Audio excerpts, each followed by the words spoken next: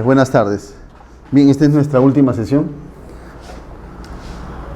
Hoy nos toca todo lo que es el contenido de la siguiente fábrica, que es un par de presentaciones, y de ahí pasamos al tema que a lo mejor más nos interesa, el levantamiento de cargas. ¿Okay? Un poco, antes de entrar al punto, a lo mejor comentando el tema de los criterios a nivel de registros públicos. El tema de criterio debería prevalecer o debería establecerse cuando hay una duda en la aplicación de una norma, ¿cierto? Cuando hay algún vacío o algo que interpretar. Pero si la norma es clara, yo creo que no cabría, si vale el término utilizar, no hay margen para interpretar. Por ejemplo, si la norma dice que todas las regularizaciones proceden antes del 21 de julio, todos los registradores se deberían de ceñir a esa forma de conducta. En el caso del CRI, por ejemplo, sucede idéntico. O sea, si yo registros públicos tengo la información porque a eso me dedico como institución, lo lógico es que brinde esa información en el momento que sea requerida. Más aún que ahora que supuestamente la tecnología ha avanzado tanto y se puede hacer solamente apretando un botón. Entonces ahí no hay margen a que establezcan formas de criterio, ¿no? O diferentes criterios para una solicitud determinada, pero sería cuestión de analizar en todo caso el tema para verlo más o menos a ciencia cierta de qué se podría hacer en ese extremo. A mí realmente me llama la atención pues, la forma como se están tratando estos temas. Ya se están pareciendo a municipalidades distritales que aplican cualquier criterio para tener caja. Ahora, Registros Públicos es un organismo de calificación y publicidad. No hay mérito para que se conviertan en españoles y juzguen el tema y apliquen el criterio. Sí, ahí no hay jueces, así es. ¿Ya? Entonces, el tema es, se tiene una norma y se aplica la norma. Si hay alguna norma supletoria o complementaria o conexa, se busca y se aplica o sucede. Efectivamente. ¿No? Pero no se utiliza el criterio para decidir. Así es. ¿No? Ahora, es una entidad sin fines de lucro. Ahora, el Estado peruano ha establecido, ¿no?, de que la publicidad que tienen las organizaciones públicas, de acuerdo a la ley de transparencia y a la ley 27.444, están obligadas a otorgar información que tienen. Sí, salvo que afecte la intimidad, que no es el caso, me imagino. Con mucha más razón, el organismo que se dedica a esto, a la publicidad. Efectivamente, porque justamente Registros Públicos es para eso, ¿no? Claro, esa es su función. Entonces, brindar información. Bueno, se ha generado ahí un tema tanto penoso que tendrá que aclararse, ¿no? Porque son momentos políticos tal vez que los están haciendo reaccionar de esta manera.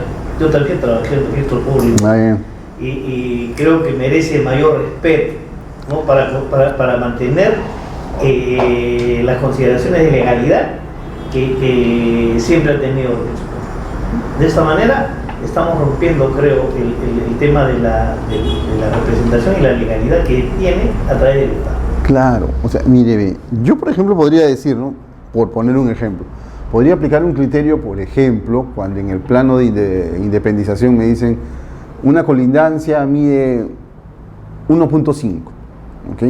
En el reglamento, como solamente se indica áreas ocupadas y áreas techadas, no hay ningún problema, y en la memoria, por ejemplo, indica 1. Tengo la parte gráfica, digo, si lo observo, ¿vale la pena observarlo? ¿No vale la pena observarlo por ese detalle?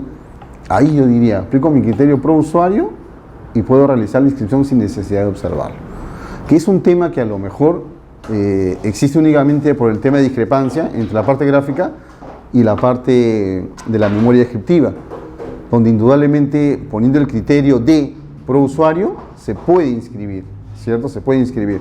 Pero no siempre que la parte gráfica esté correcta, ¿cierto? Esté correcta, porque usted sabe que el registrador no es arquitecto ni ingeniero, ¿cierto? En la parte gráfica corresponde al ingeniero o arquitecto. Él ha verificado que efectivamente es la que corresponde, entonces debería prevalecer esa parte gráfica. ¿cierto? Debería. Va a ir en expediente. Así es, porque está en el plano, ¿cierto? Entonces, ahora, cuando vamos a nosotros la aplicación de una norma legal, como usted bien dijo, es aplicar solamente la norma. O sea, buena o mala, no está en discusión. Simple y llanamente aplicarla. Y nada más. Y justamente en eso se basa el principio de legalidad. Solo en aplicar la norma y no otra cosa, ¿no? Pero es un tema que ya en todo caso va para más, no solamente a nivel de registros públicos, sino a nivel de todas las instituciones. Ok, bueno, continuamos. Bien, en la clase anterior ya habíamos indicado o agotado casi todos los temas referidos al saneamiento. ¿Okay? Habíamos hablado del saneamiento respecto a la titularidad, o de titulación si se quiere, al saneamiento respecto a las edificaciones, al saneamiento de subdivisiones, brevemente, y acumulaciones, igual brevemente, porque eso ustedes lo iban a ver en el próximo módulo. Bien, lo que nos corresponde ahora es nosotros, ¿qué hacemos con nuestro FUE o qué hacemos con nuestro FOR? Ya tenemos todo completo, ¿ok? Tenemos nuestro FUE, plano de ubicación, plano de distribución. Igualmente, tenemos nuestro FOR, informe técnico, certificado de parámetros, plano de ubicación y plano de distribución. Ahora, una vez que tenemos esta documentación, ¿cuál es el paso inmediato? El paso inmediato va a ser, para no quedarnos en una etapa intermedia, lograr la inscripción de nuestra declaratoria de fábrica, ¿cierto? Si no me equivoco, en la charla anterior habíamos establecido brevemente el proceso a nivel de registros públicos, ¿ok? Pues bien, ya tenemos nuestro título materializado en el FOR o el FUE y ahora queremos inscribirlo.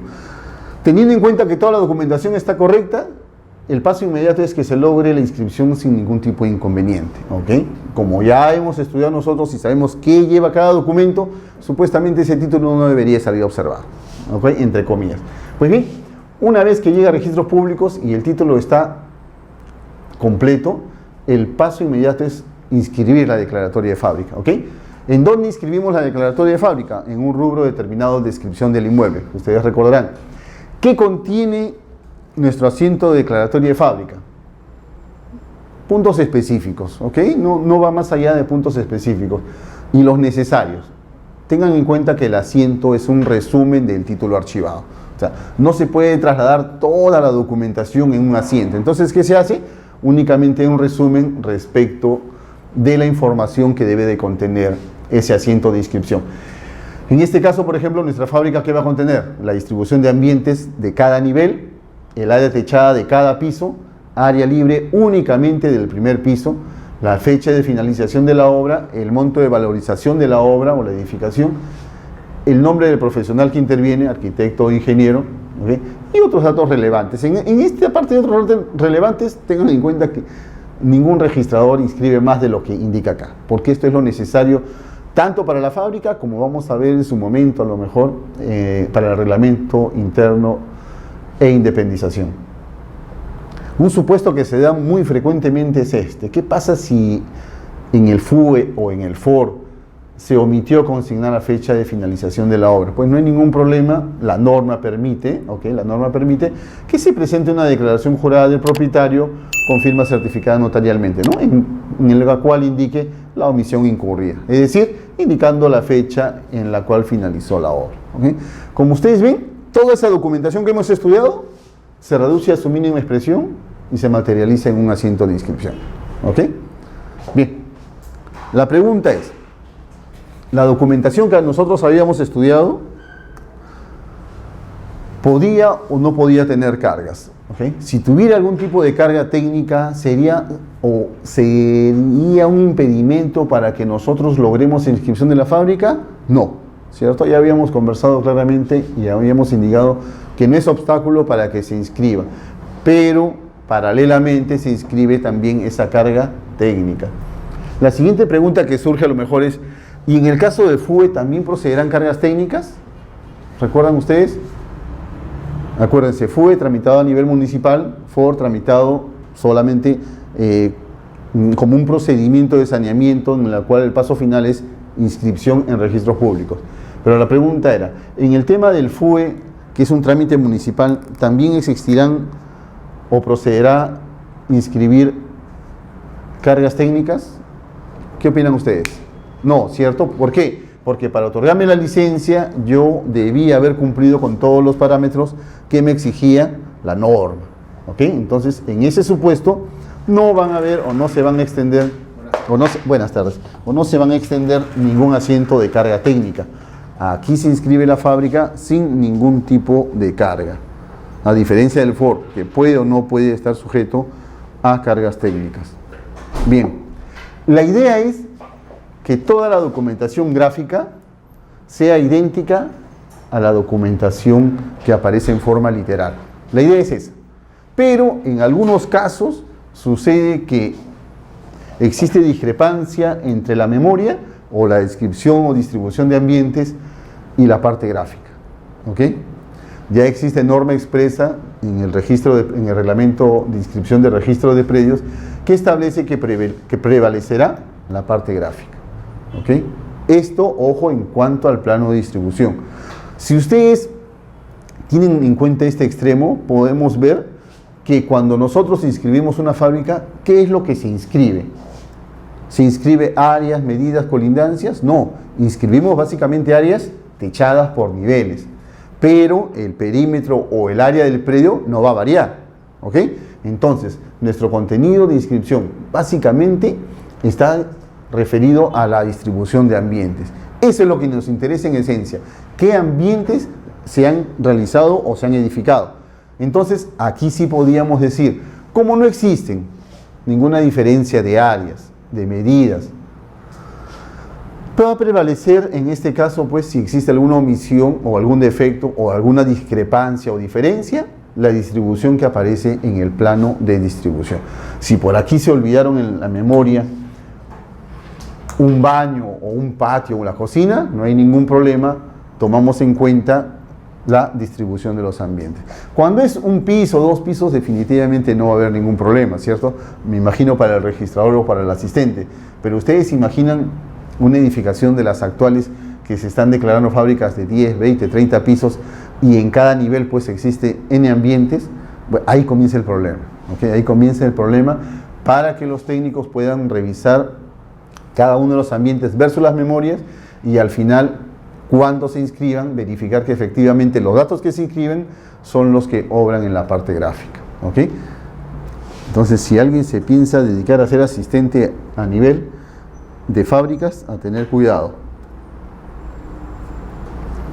Bien, un punto importante también es, no recuerdo haberlo comentado, pero en todo caso lo reiteraríamos, es qué pasa si en la declaratoria de fábrica interviene la sociedad conyugal o una sociedad conyugal. ¿Cuál es la premisa? La premisa es, a ver, utilizamos mi nombre. Yo, Víctor Guamán, compré en X momento un terreno, solo terreno, ¿ok? Inscribí un terreno y así lo inscribí a nivel de registros públicos. Obra con el estado civil de soltero. Tengan en cuenta algo importante. La relación del bien con la persona con la cual se le va a inscribir o a favor de quien se inscribe está directamente relacionado al estado civil que tenía en ese momento. Entonces, la calidad del bien cuando yo lo inscribo o cuando lo adquiero y tengo el estado civil de soltero va a ser un bien propio, ¿ok? Va a ser un bien propio. Pues bien, pero el Código Civil establece también, no vamos a entrar en muchos fundamentos técnicos, el Código Civil establece que fácilmente podemos deslindar o diferenciar lo que es el terreno de lo que es la edificación. ¿Ok? Fácilmente podemos hacerlo. Pues bien, resulta que yo, por ejemplo, adquirí este terreno en el año 97. 2016, un poco descuidado, y en el año 2016 vengo a hacer la declaración de la fábrica. ¿Ok? Y cuando hago la declaración de la fábrica, en la documentación que presento, indico que soy casado con, e indico el nombre de mi cónyuge. ¿Ok? Pues bien, la pregunta es, ¿qué es lo que va a suceder en estos momentos? La norma da la solución. ¿Ok? La norma da la solución en este caso. ¿Qué dice con respecto a la norma? Dice, si la fábrica se realizó dentro de la vigencia del régimen matrimonial o del matrimonio, perdón, el bien, o sea, la edificación, será considerada como un bien conyugal. ¿Ok? La edificación, el terreno seguirá siendo un bien propio. ¿Ok? Fue declarado como soltero y eso no tiene por qué variar en el transcurso del tiempo. Se presentan ocasiones incluso en que las personas, sin necesidad de presentar fábrica, dicen, bueno, estoy en el año 2016, ya me casé, voy a presentar mi partida de matrimonio para convertir este bien en conyugal. No se puede. No se puede. ¿Por qué? Porque este bien nació propio y como bien propio va a permanecer. El hecho de que posteriormente yo contraje matrimonio no va a variar la calidad del bien. El bien continúa siendo propio. ¿Ok? Salvo un caso que más adelante vamos a comentar. ¿Ok? Está clara la idea. Entonces, mientras que yo adquiera o declare una fábrica con el estado civil de casado, tengo que verificar si es que la edificación se realizó o no cuando estaba vigente el régimen matrimonial. La pregunta es, ¿y qué efectos prácticos tiene este tema? ¿Tiene algún efecto práctico o no? Porque si no, lo estamos consignando y la norma lo está describiendo por gusto, ¿cierto? El efecto práctico es qué pasa cuando se liquida esa sociedad de gananciales. Ahí comienza el desarrollo de este tema, ¿cierto? ¿Por qué? Porque ahí yo voy a separar los bienes propios y los bienes sociales. Ya, entonces digo, el terreno no entra a la liquidación de bienes sociales. ¿Por qué? Porque ese bien es propio, consecuentemente lo separo primero y después de eso recién hago la liquidación de la sociedad de gananciales. Esto, por supuesto, ya cuando se presente un divorcio o alguna separación de patrimonios. ¿Ok? Ese en todo caso sería nuestro efecto práctico. Bien.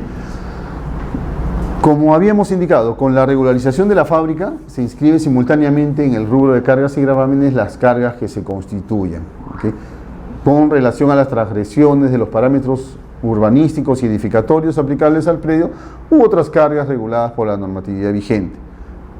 Estas otras cargas pueden ser las cargas que se inflijan con relación al informe técnico ad hoc.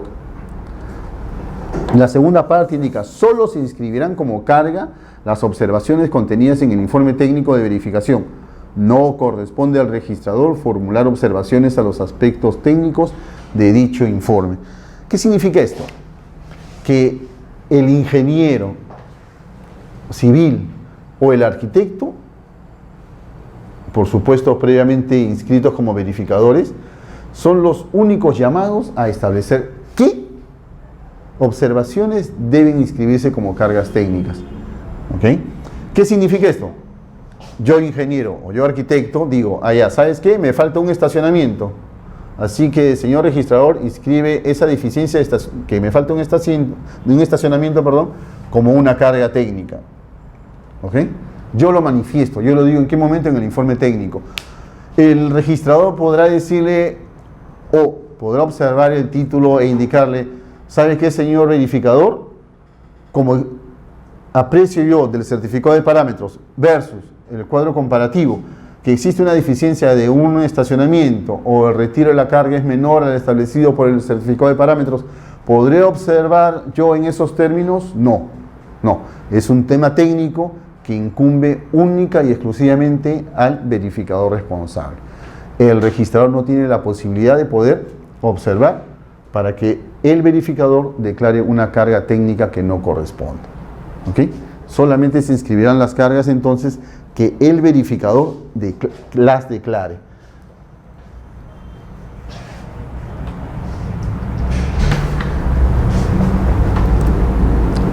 Bien, ya inscribimos nuestra fábrica, ya inscribimos también las cargas que se pudieron dar a consecuencia de nuestra fábrica.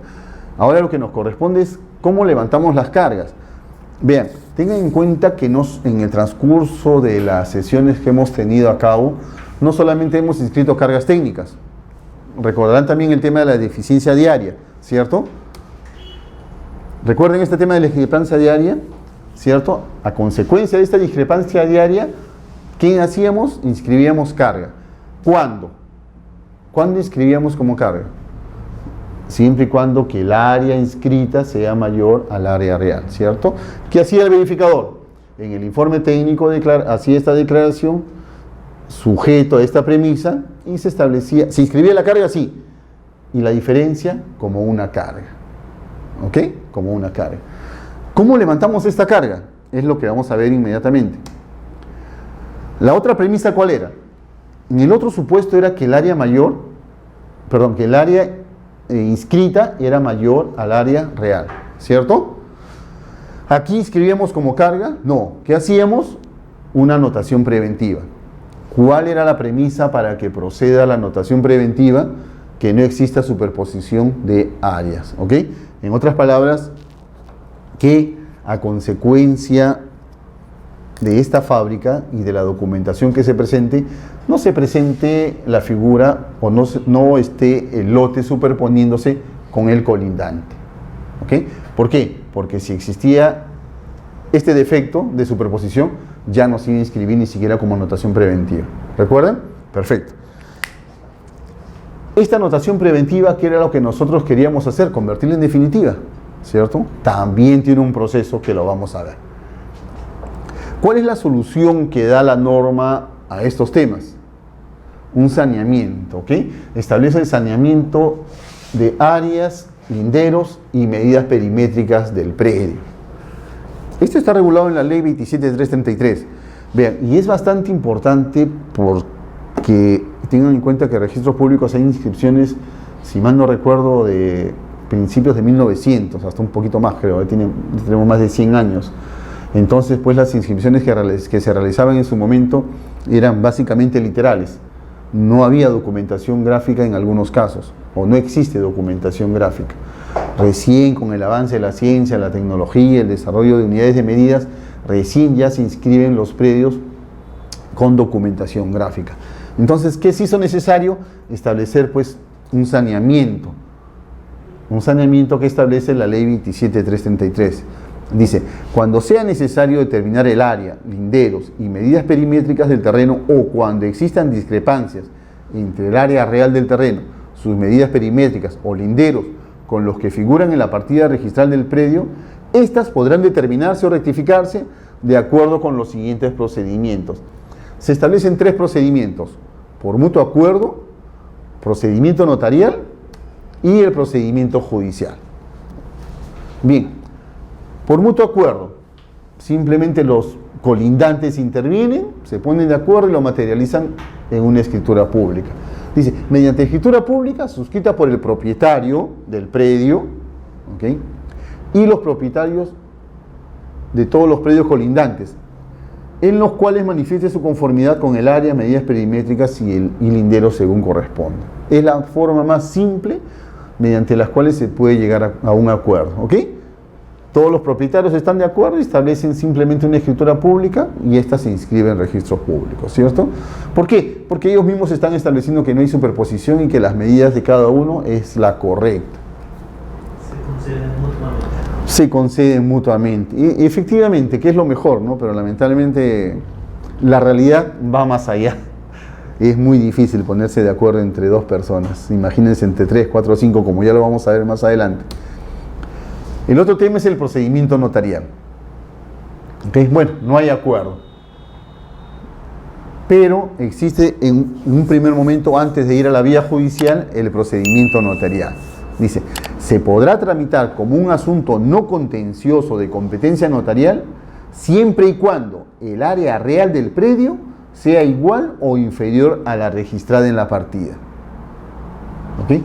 Cuando el área real es superior a la registrada, procederá este trámite siempre y cuando exista una certificación registral de que la mayor área no se superpone a otra registrada.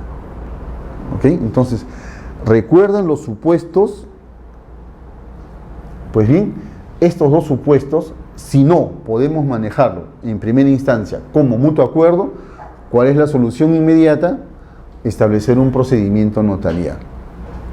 Pues bien, este procedimiento notarial, ¿cómo se lleva a cabo? ¿Cómo se ejecuta?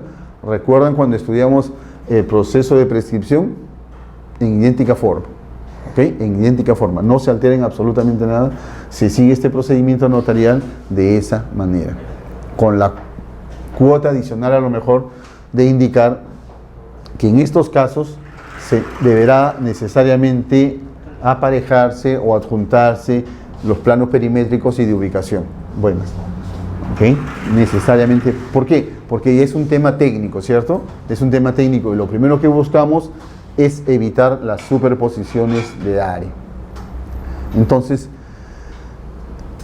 las dos primeras partes ya sabemos cómo tenemos que hacer para levantar primero la carga y segundo esa notación preventiva. En este caso entonces, ¿cómo levantamos esta carga? Cuando haya concluido nuestro procedimiento notarial, ¿cierto?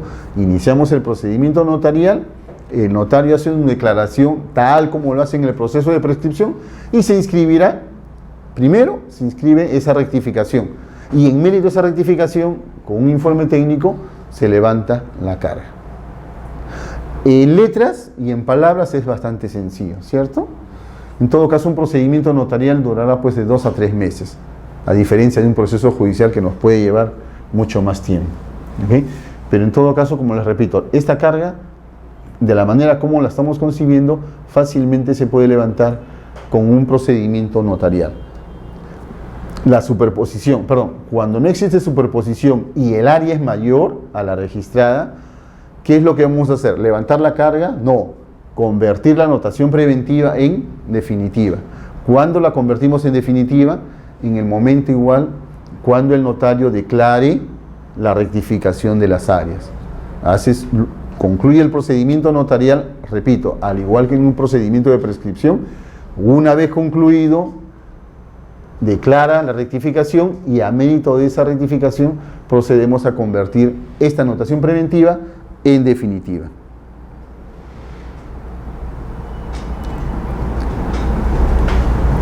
Como siempre, no llegamos a ningún acuerdo. ¿Qué nos queda? El procedimiento judicial. ¿Okay? Dice, se tramita por el procedimiento judicial previsto en el artículo 504, si mal no recuerdo es el proceso abreviado y siguiente del Código Procesal Civil, toda rectificación que suponga superposición de áreas, linderos o cuando surja oposición de terceros. Si hay superposición de áreas, pues lamentablemente esto lo tenemos que solucionar a nivel de un procedimiento judicial, ¿okay? Ya el procedimiento notarial lo dejamos de lado y se deberá establecer pues quién tiene mejor derecho. En todo caso el juez es el que va a determinarlo. Y la segunda parte dice cuando surja oposición de terceros.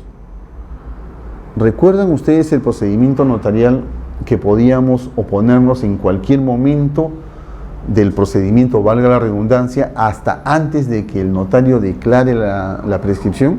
Pues en idéntica forma se da aquí. Una persona que se ve afectada puede oponerse. En el momento que se opone, concluye el procedimiento notarial y se deriva al Poder Judicial para que determine o para que inicie este procedimiento.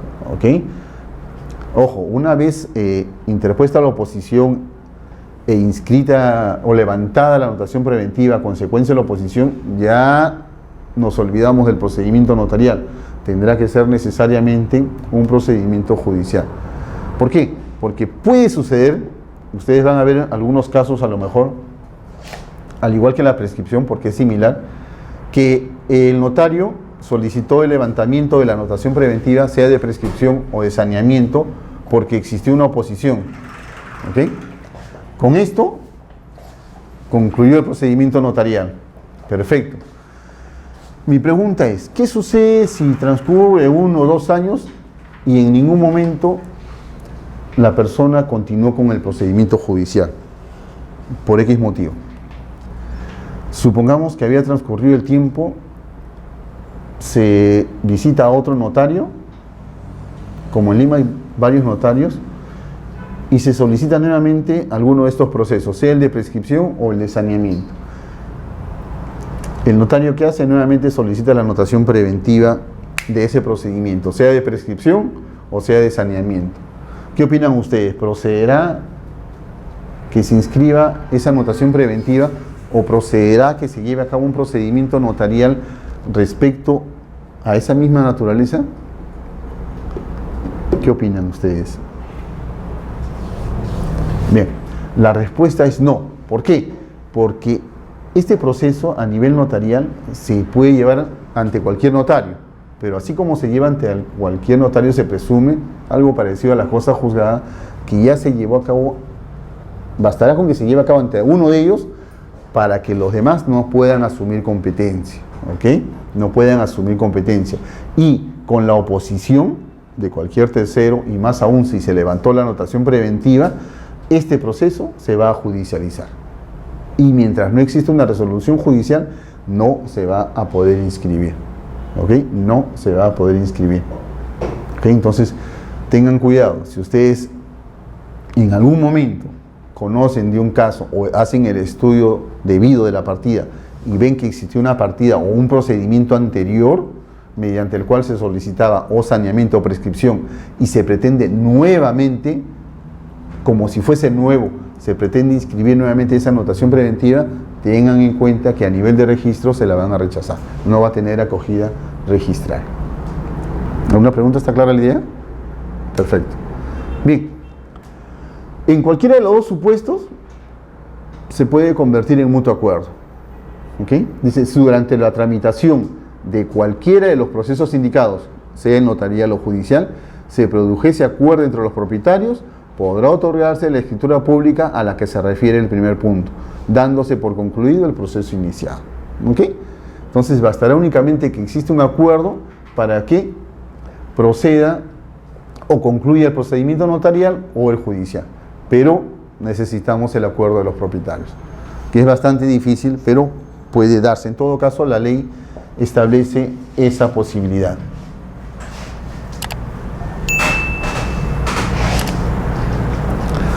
Todos estos temas, antiguamente o antes de la ley 27157 y la 27333, todo se ventilaba a nivel judicial. O sea, ya se imaginarán ustedes, antes de que llegue a registros públicos, cuánto se demoraba un propietario para poder hacer el saneamiento de su predio y cuánto se demoraría en todo caso una constructora también o un interesado en una edificación para poder hacer este tipo de saneamiento. Un tema importante, no sé si ustedes han escuchado hablar de esta figura de la rectificación de área por error de cálculo. Si bien es cierto, no es propiamente una carga, pero surge a consecuencia de la verificación que hace, valga la redundancia, el verificador. ¿Por qué? Porque el verificador constata que efectivamente derecha 9, izquierda 9, fondo 10 y frente 10. ¿Ok? ¿Qué pasa? Si nosotros multiplicamos, decimos fácilmente, pues, una figura rectangular, su área ocupada o el área del terreno será pues 90 metros cuadrados, ¿cierto? Así de simple, ¿no? Pero tengan en cuenta algo importante, que la tierra no es plana, es redonda y los ángulos pueden variar. Si los ángulos varían, el área también varía. ¿Ok? Entonces, no necesariamente pues las figuras o los terrenos tienen figuras geométricas exactas, rectangulares y ya con ángulos de 90 grados, como para que nosotros podamos establecer que a ciencia cierta que este predio tiene 90 metros cuadrados. Por ahí se mueve un ángulo y el área va a variar.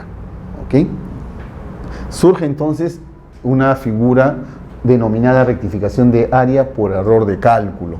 Se inscribió, supongamos, se inscribió en su momento un predio con 90 metros cuadrados, pero resulta que el verificador hace su trabajo de campo y determina, por ejemplo, que este predio no tiene 90 sino 93 metros cuadrados. ¿Se ha incrementado con el transcurso del tiempo? No, sino que simplemente las medidas se tomaron tomando en cuenta otros mecanismos, que con los mecanismos actuales, con el avance de la ciencia, la tecnología y todo lo demás, pues fácilmente puede determinar que se trata de un área mayor. ¿Con qué documentos necesitamos para rectificar esta área a la actual o a la verificada? Pues únicamente los planos visados por la municipalidad y la memoria descriptiva igualmente visada por la municipalidad. ¿El área puede ser mayor? Sí, pero ¿qué necesitamos? Que las medidas perimétricas no varíen y su ubicación espacial tampoco. Su ubicación en el espacio sea la misma. O sea, en otras palabras, el predio siempre estuvo donde está ubicado en estos momentos. Las medidas perimétricas siempre fueron las mismas. ¿Qué sucedió únicamente? Que se tomó malas medidas para poder lograr el área del predio. Como no se afecta a nadie, como no se afecta a ningún colindante, se puede rectificar por error de cálculo el área del predio. No se olviden que se necesita de todas maneras un informe favorable de catastro que indique que no hay superposición de área. ¿Ok? ¿Una pregunta? ¿Está clara la idea, no?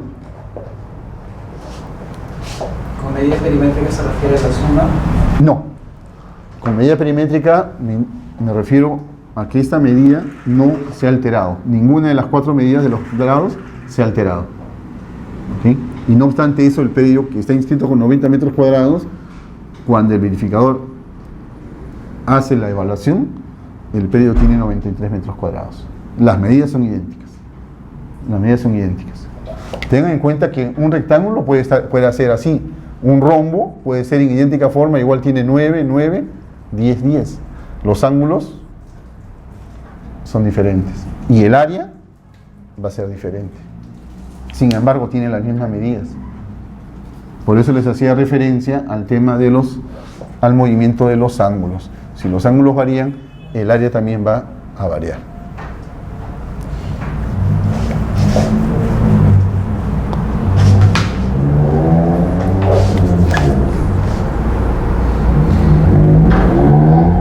Bien. ¿Cómo levantamos las cargas técnicas? Recuerdan que habíamos establecido que habían cargas técnicas que el verificador declaró. En el informe técnico el verificador declara determinadas observaciones, dice estas observaciones van a ser inscritas como cargas técnicas. ¿Cuáles, por ejemplo? Las que habíamos indicado, estacionamiento, retiro, área libre, etc. Pero son observaciones que él realiza, ¿ok? No que el registrador le impone, sino que observaciones que él está declarando como carga. Perfecto, ¿y cómo las levantamos? Pues bien, si el verificador fue el que las declaró, le corresponde a él levantar esas cargas mediante un nuevo informe técnico. Pero este informe técnico debe estar adjuntado la documentación técnica necesaria para el levantamiento de esas cargas. Por ejemplo, si nosotros teníamos que el verificador declaró una deficiencia o un déficit de área libre, pues a futuro a lo mejor hizo una demolición parcial y aumentó el área libre. ¿Ok? ¿Cómo vamos a levantar esa carga técnica? Con la presentación del FUE, mediante el cual declara la demolición parcial, adjuntando el informe técnico. Y se procederá al levantamiento de esa carga. ¿Ok? Entonces, cada carga que el verificador declaró puede ser levantada. ¿Ok? Faltó el número de estacionamientos, igual, declara demolición parcial, indica, bueno, ¿sabes qué? Ya tengo 3 estacionamientos que la norma me impone. Por retiro, bueno, también igual, demolí la parte de adelante y ya no tengo retiro.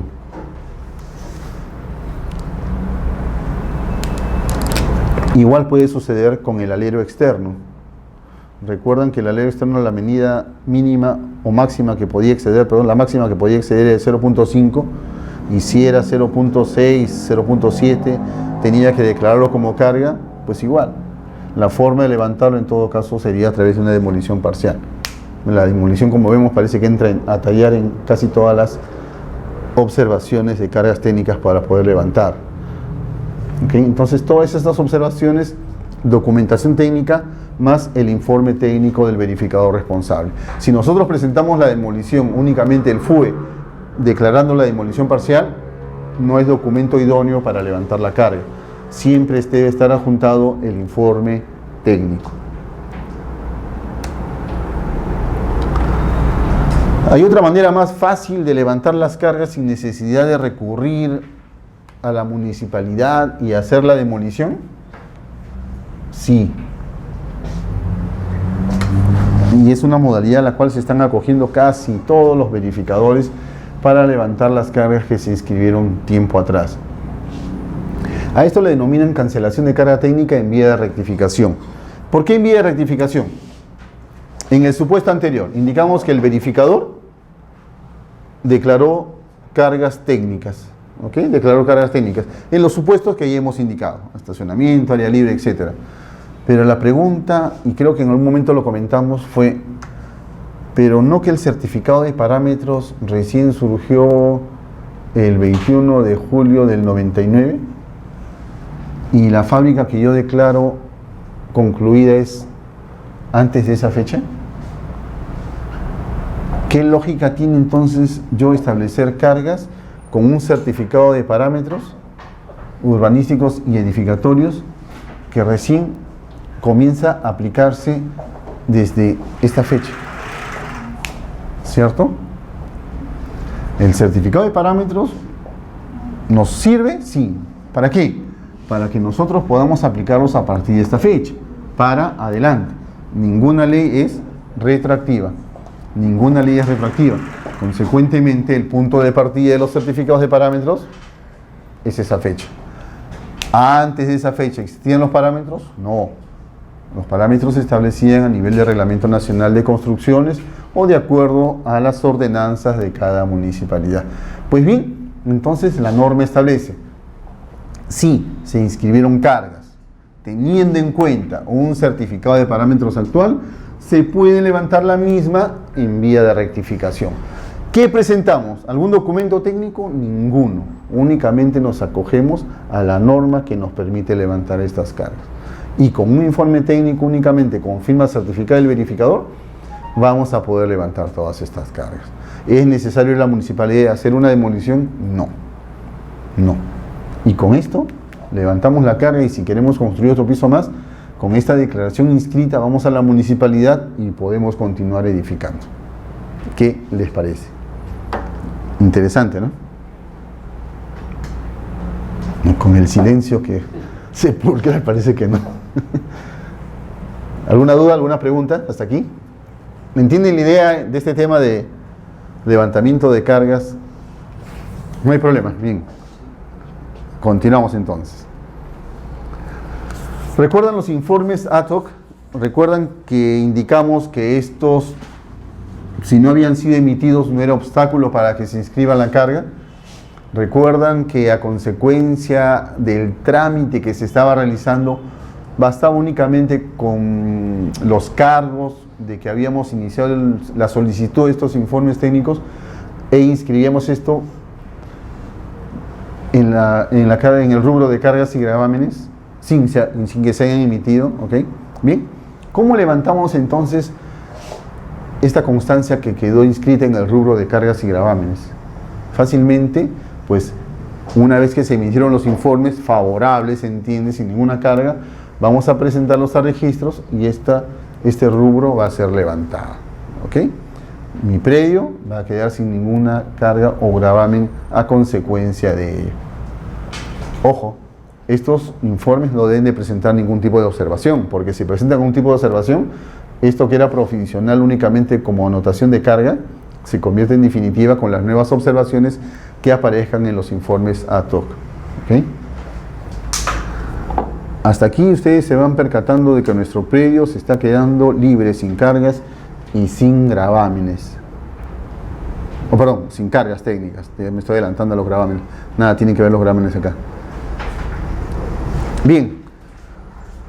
¿Alguna pregunta? Ya supuestamente concluimos con todo lo que es levantamiento de la carga. Saneamos nuestro predio a nivel de fábrica sin ningún tipo de problema y nuestro predio está libre para que podamos continuar a lo mejor ampliando aún más la edificación. Pero pasemos a otro rubro que es bastante interesante y que a lo mejor abarca algo de prescripción y algo de fábrica y algo de reglamento interno que fábrica y prescripción que hemos estudiado y reglamento interno e independización que, bueno, ojalá que lo vean en algún momento determinado. Bien,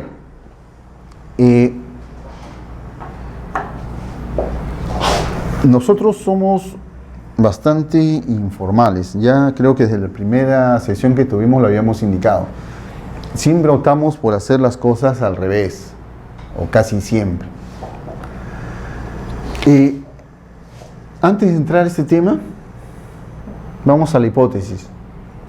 Un edificio, como el ejemplo que nos pusieron en la clase anterior, un edificio con la existencia de zonas comunes, con departamentos individualizados físicamente, pero formalmente o legalmente o a nivel de registros públicos no existía un reglamento interno inscrito.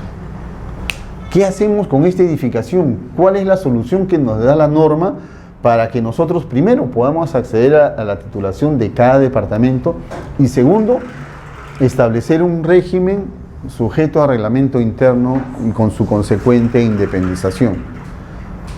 ¿O significa que si estamos involucrados en este tema ya no tiene solución y se queda ahí? No. Hasta el momento casi todos estos problemas tienen solución. La premisa, como les vuelvo a repetir, es una edificación que no tiene reglamento interno inscrito y por ahí a lo mejor los departamentos todavía no se han inscrito el derecho de propiedad sobre cada uno de ellos. ¿Dónde encontramos la solución? Fácil, parece un cajón desastre la ley 27157 que nos ayuda a solucionar por el momento casi todo. ¿Okay? A esto se denomina acuerdo de regularización. La premisa, gráficamente la podemos ver acá. ¿Okay? Un edificio que no está inscrito ni el reglamento interno ni la independización. ¿Cuáles son los pasos que nosotros debemos de seguir? Un acuerdo de inicio de regularización, un acta, la publicidad, si hay oposición o no, se va a judicializar como lo vamos a ver más adelante, y por último es el acuerdo y sus efectos con relación a los demás propietarios. Comencemos. ¿Qué es lo que deben hacer los propietarios o el propietario interesado? La norma le da facultad a cualquier propietario de cualquier departamento, ¿okay?, o unidad establecida en quinta, para que pueda hacer una convocatoria.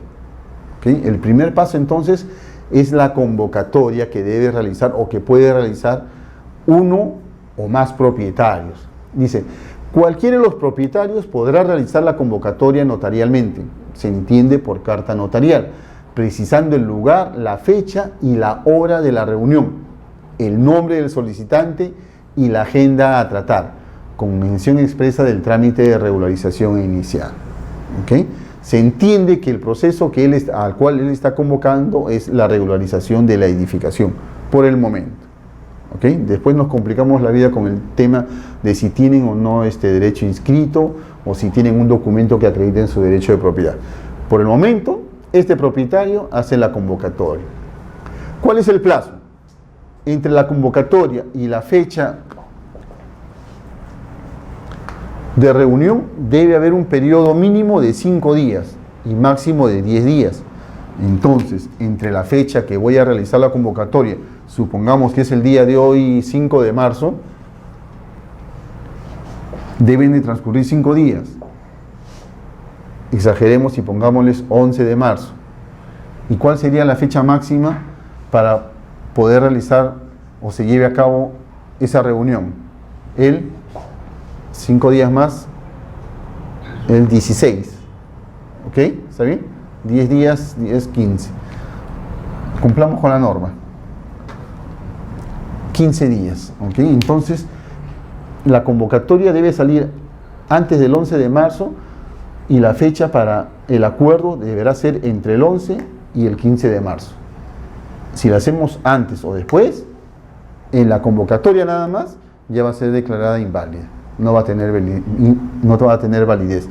Si va a registros públicos con fechas anteriores o posteriores, tengan la plena seguridad que no va a tener acogida registral. Entonces, desde su nacimiento, esta convocatoria debe de nacer correctamente, debe de nacer bien. Bien, ya hicimos la convocatoria, ¿okay? Se la realizó con las formalidades que exige la norma, con carta notarial, y durante ese periodo, ¿cuál es el paso inmediato?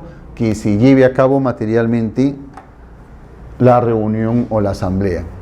En el momento que estamos reunidos para la sesión de regularización, debemos de tener en cuenta qué documento vamos a llenar. Este documento es un acta, ¿okay? Y debe de estar o debe de contener la siguiente información.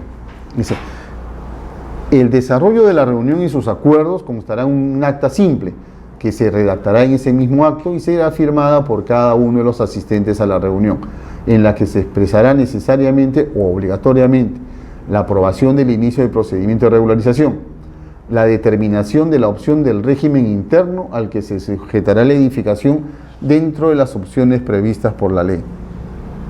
Bien, ¿qué opciones me da la norma para que yo pueda elegir? No sé, me imagino que ustedes han escuchado en algún momento de los regímenes a los cuales pueden estar sujetos una edificación. Puede ser el régimen de propiedad exclusiva y propiedad común, y el régimen de independización y copropiedad. ¿Ok? Entonces, deberá constar en el acta qué régimen voy a elegir yo, cuál régimen es el apropiado para la edificación que yo quiero regularizar. Yo les pregunto, si se trata de un edificio de 5 pisos en los cuales en cada nivel hay un departamento, ¿será idóneo que nosotros podamos elegir el régimen de independización y copropiedad? ¿Qué opinan ustedes? No, ¿no es cierto? ¿Por qué? Porque en el régimen de independización y copropiedad, yo soy propietario ¿de qué? Del terreno y de todo el derecho de sobrelevación, ¿cierto? Por el contrario, ¿qué sucede en el régimen de propiedad exclusiva y de propiedad común? Aquí el derecho de propiedad, si me permiten utilizar un término, es en forma cúbica. Yo no puedo salir de mi cajita, no puedo crecer más allá de acá. El terreno es considerado como un bien común, no es un bien propio. ¿Ok? Entonces, si yo tengo un edificio de 5, 6 o más niveles, el régimen apropiado a elegir sería el régimen de propiedad exclusiva y propiedad común. Por el contrario, si yo tengo una edificación establecida en un lugar denominado tipo quinta, ¿cierto? Tipo quinta, en esos casos sí puedo establecer un régimen de independización y copropiedad. ¿Ok? ¿Por qué? Porque yo soy propietario del terreno y puedo edificar hasta donde las normas me lo permitan. Entonces, esto debe de quedar definido en esa asamblea. ¿Qué más debe establecerse en esa asamblea? Bien, estamos indicando que no hay reglamento interno inscrito, entonces se debe establecer también los porcentajes de participación. ¿Ok? ¿Qué porcentaje le va a corresponder a cada uno de los copropietarios, perdón, de los propietarios de las unidades exclusivas? ¿Y cómo hacemos para determinarlo? A priori la ley dice que si no hay acuerdo, se establecerá un porcentaje igual para todos los propietarios. Pero por ahí surge el problema. Oye, pero tú tienes 80 metros cuadrados de área ocupada y yo tengo 100. Y no es justo que los dos paguemos igual, en gastos, en porcentajes, etcétera, etcétera.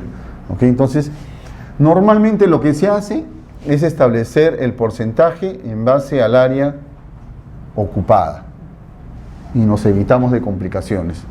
Pero si no hubiera acuerdo, la ley establece que se pueden establecer porcentajes iguales para cada uno de los propietarios, ¿ok?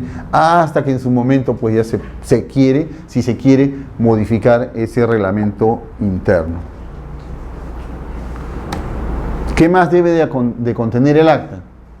Recuerden que a consecuencia de la convocatoria se realizó un gasto, ¿cierto?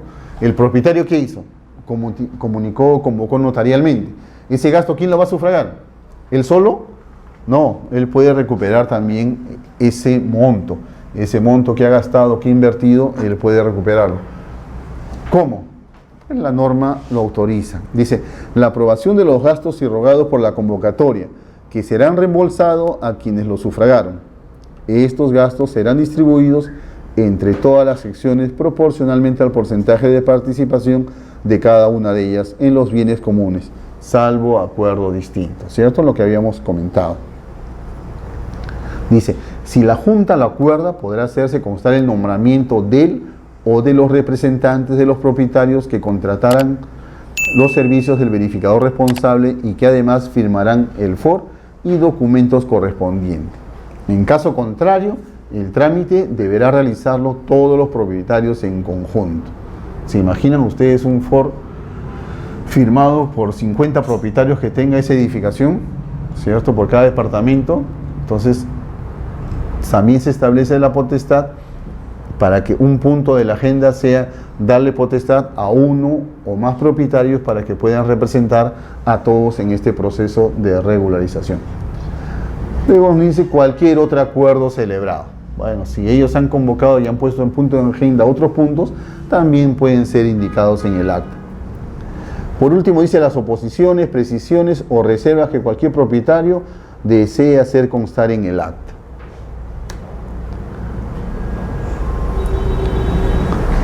Por último dice publicidad y efectos de los acuerdos. Si los acuerdos fueron adoptados con el voto conforme de todos los propietarios de la edificación, se podrá iniciar el trámite de regularización sin necesidad de requisito adicional alguno. Eso es lo óptimo. Si alguno de los acuerdos es asumido por mayoría, el acta de la reunión deberá ser comunicada a quienes no asistieron, de la siguiente forma. Copias del acta deberán ser fijadas en los lugares más visibles de la edificación, por lo menos durante 3 días consecutivos. Un extracto del acta deberá ser publicada por una vez en el Diario Oficial del Peruano y en el diario de mayor circulación del lugar donde se ubica el predio, con la indicación expresa del cuadro de participación porcentual en los bienes comunes. La pregunta es, ¿quién lee el peruano para buscar una notificación? Tiene tantos edictos el peruano que ya deberíamos de buscar otra forma de poder hacer las notificaciones, pero esta ya dejó de ser la más idónea. Oposición a los acuerdos y su tramitación. Cualquier propietario que se considere agraviado por alguno de los acuerdos de la Junta de Propietarios podrá plantear oposición a través de un procedimiento sumarísimo previsto en el artículo 546 del Código Procesal Civil ante el juez de paz de estrado del lugar donde se ubica el inmueble. El plazo para interponer la demanda es de 15 días hábiles contados a partir de la última publicación del acuerdo de regularización. Ojo, la interposición de la oposición no interrumpe el trámite de regularización. Dice, sin embargo, el juez, a petición de parte, podrá disponer como medida cautelar la suspensión del mencionado trámite, si considera verosímil el derecho invocado por el opositor y necesario dictar dicha medida. Igual, como ustedes pueden ver, el acuerdo de regularización, bastante simple y relativamente sencillo. ¿Dónde se nos complica todo? Recuerden, teníamos la edificación y si no hay reglamento interno inscrito ni independización, es por eso que estamos haciendo la regularización, ¿cierto? La pregunta es, si no hay reglamento interno inscrito y no hay independización, ¿algún propietario tendrá su derecho inscrito como tal? No, ¿cierto? Entonces, aquí se pueden dar dos supuestos. El primero, de que el terreno esté inscrito, ¿cierto? Si el terreno está inscrito, no hay ningún problema.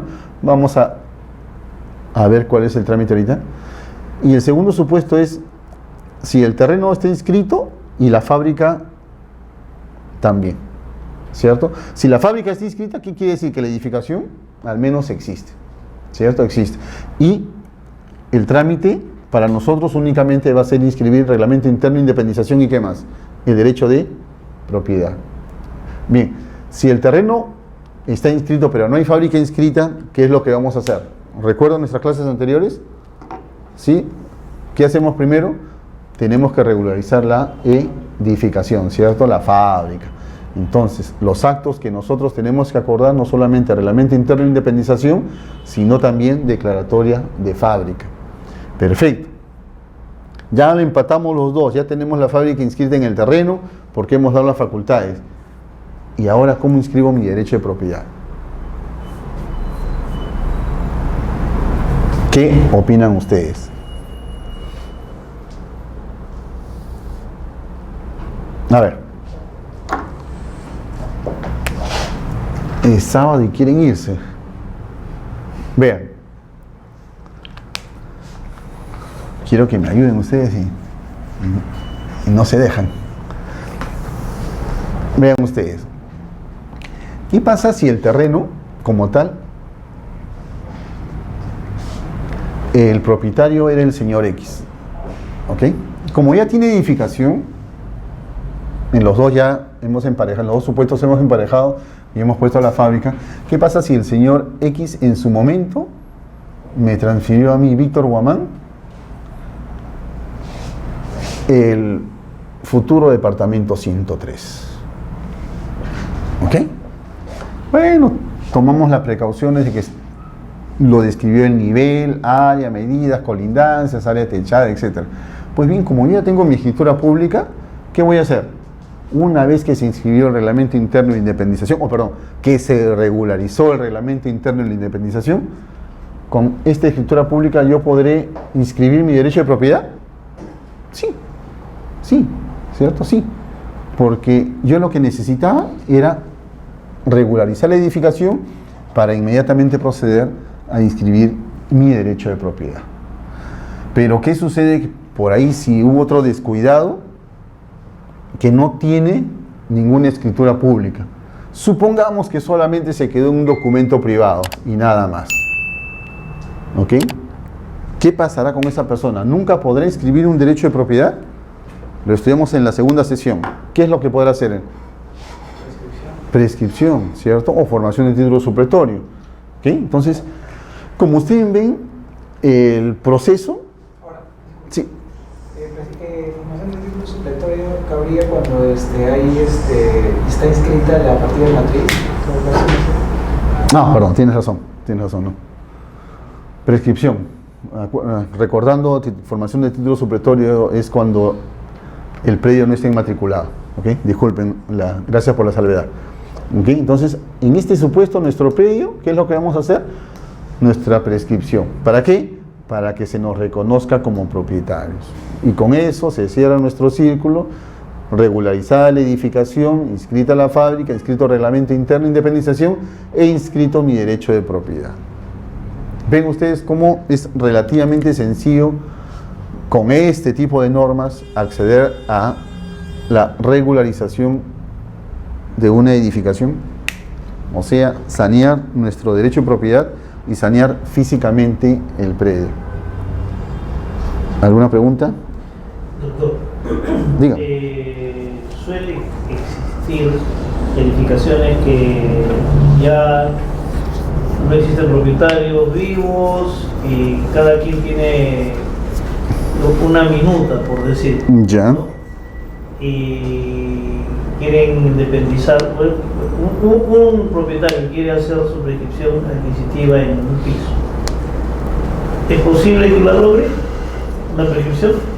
¿Es posible que la logre? Sí es posible. Pero incluso el notario va a realizar la declaración. El tema es, o la pregunta es, ¿existe reglamento interno inscrito? No existe. O sea, el propietario hace 20 años, por decirle, murió. ¿no? Y no tiene. Perfecto. No tiene regularizado absolutamente nada. Ya. Simplemente construyó y les vendió como una minuta y se acabó el tema. Ya. Recuerdo, no creo que recuerden, pero a ver, vamos a ver.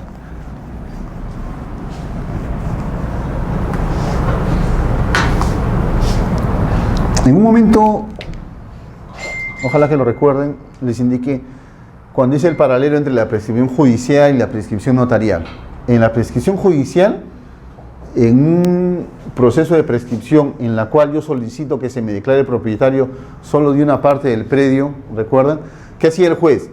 Declaraba mi derecho de propiedad por prescripción de esta parte y yo con esta documentación judicial, ¿qué hacía? Iba a la municipalidad a solicitar ¿qué? Mi subdivisión, ¿recuerdan? A diferencia del procedimiento notarial, en la cual el notario fácilmente declaraba la prescripción y subdividía el predio, ¿cierto? Perfecto. Quedémonos ahí. Vayamos a la parte ya no de un lote de terreno, sino de una edificación. ¿Qué puede hacer el notario? Perfecto. El notario va a decir, no puedo a lo mejor yo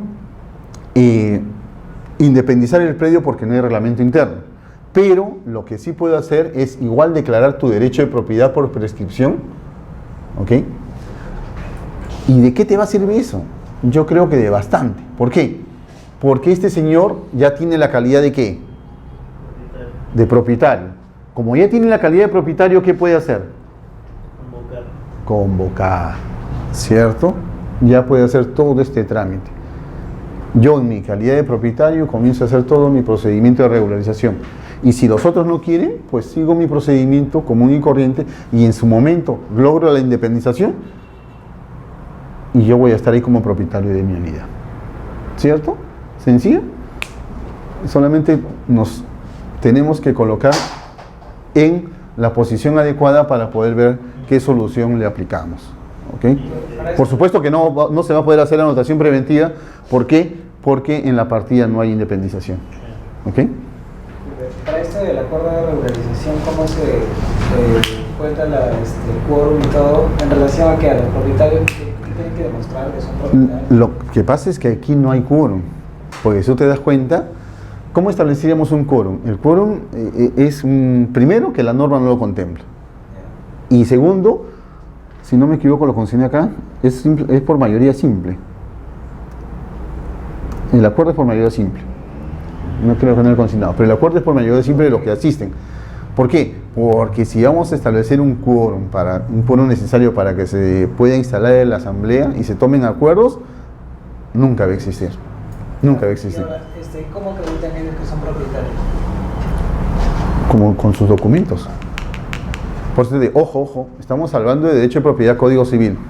No de hecho de propiedad registralmente hablando, porque si no tampoco habría acuerdo.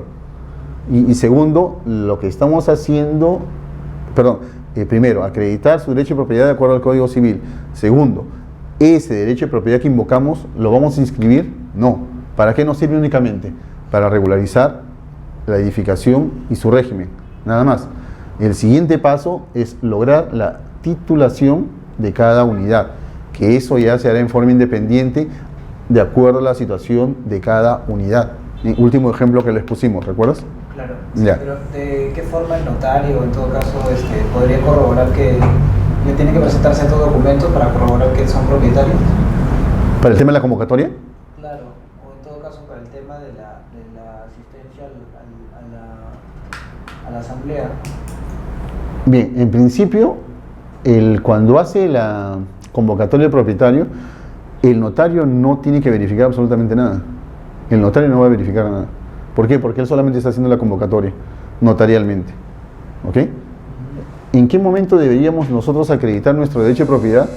Es cuando iniciamos nuestro procedimiento de regularización. ¿Solamente yo? Y solamente ahí. O sea que yo puedo regularizar en todo caso un edificio, o por decir, poniéndonos... Exagerando. Simplemente asumir que yo soy propietario de un departamento, de un edificio y regularizo esto. Así es. ¿Pero vas a regularizar tu titularidad? No. Y parece que existen los demás propietarios justamente para el derecho a oponerse. Claro.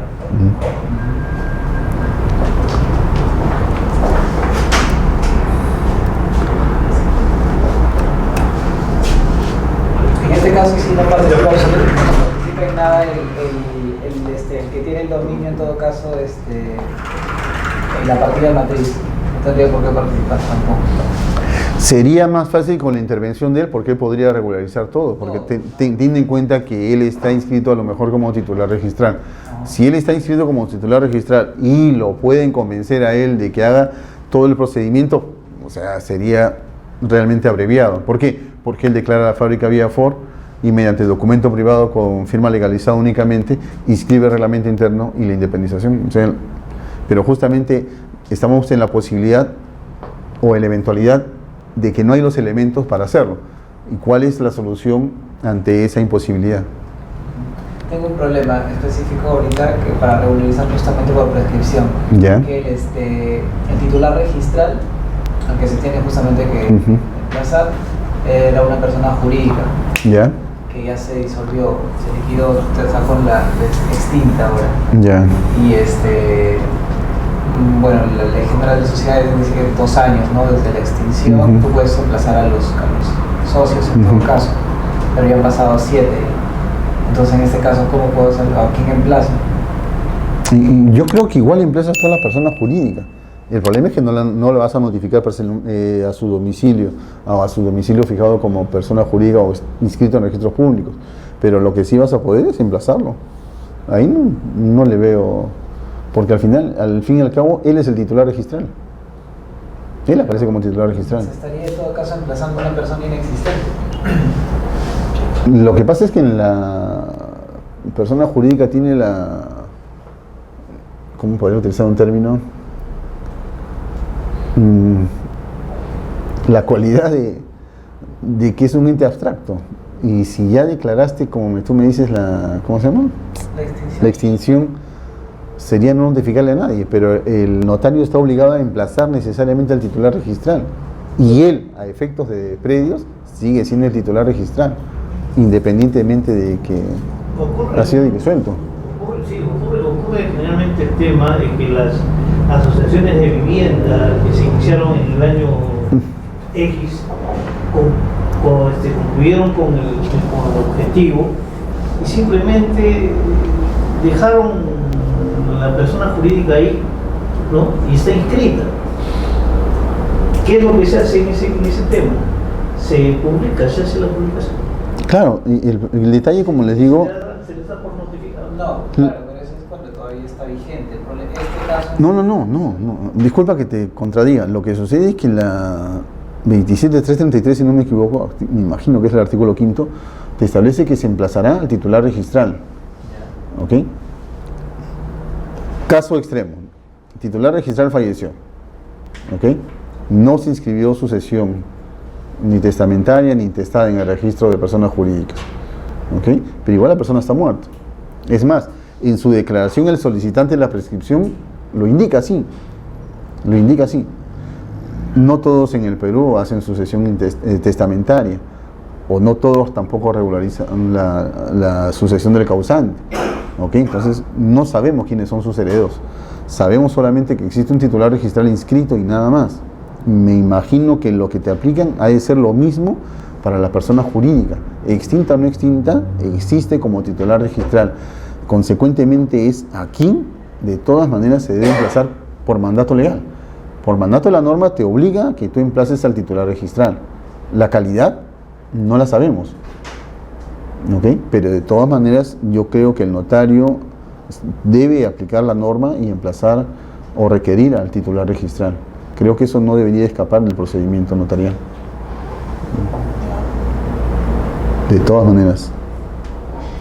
¿Alguna pregunta? Sí. ¿Y a qué dirección se le emplaza? En principio, al domicilio que indique el solicitante. Se recurre, en el caso de personas naturales, se recurre a la RENIEC para votar todas las vías adecuadas. Si es una persona jurídica, ¿cómo se llama? A SUNAT para ver su último domicilio fiscal. Simplemente se hace la declaración jurada respecto a que esta persona está extinta, pero de todas maneras hay que emplazarla. Ya si está extinta, de todas maneras, al igual que las personas naturales, que no se la puede ubicar por edictos en el peruano. ¿Se crean con derecho? Claro, así es. Claro, el que se cree con derecho puede oponerse o intervenir en el proceso. ¿Preguntas? ¿Nada más?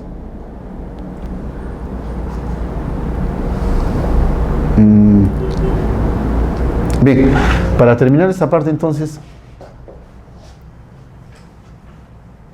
nos dice: el acuerdo válidamente adoptado tendrá carácter vinculante para todos los propietarios de las secciones de la edificación, aun cuando no hayan participado. ¿Ok? Si no participaron, igual el acuerdo los va a vincular.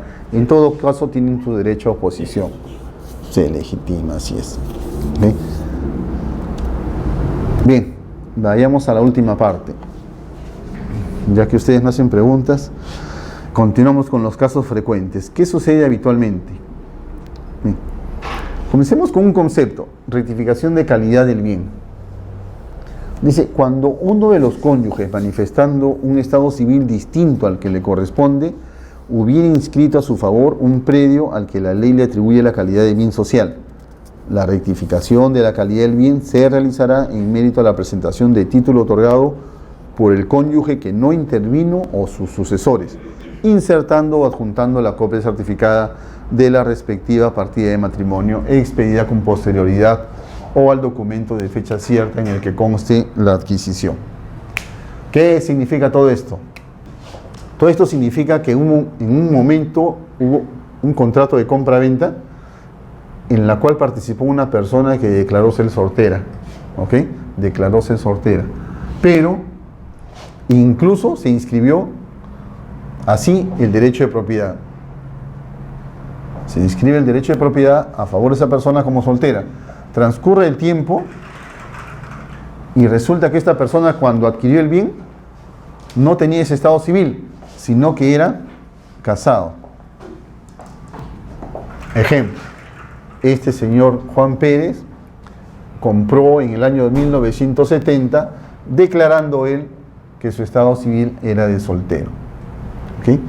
Transcurre el tiempo y su cónyuge dice, oye, saca una partida del predio y dice, ¿y este Juan Pérez por qué compró como soltero si a esta fecha nosotros éramos casados?